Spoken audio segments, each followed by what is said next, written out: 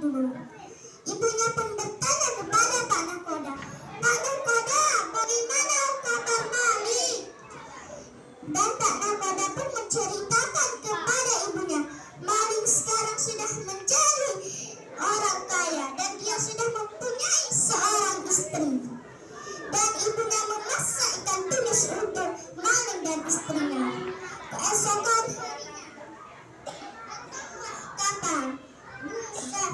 Wah, ada kapal besar menuju sini. Itu pasti kapalnya Sultan. Wah, ada kapal besar menuju sini. Itu pasti kapalnya Malik. Dan ibunya memeluk Malik dengan erat.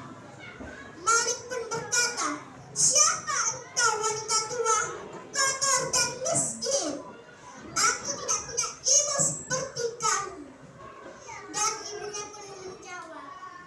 Dia menendang ibunya dan mendorong sambil berkata, "Aku bukan anakmu." Dan ibunya pun menangis.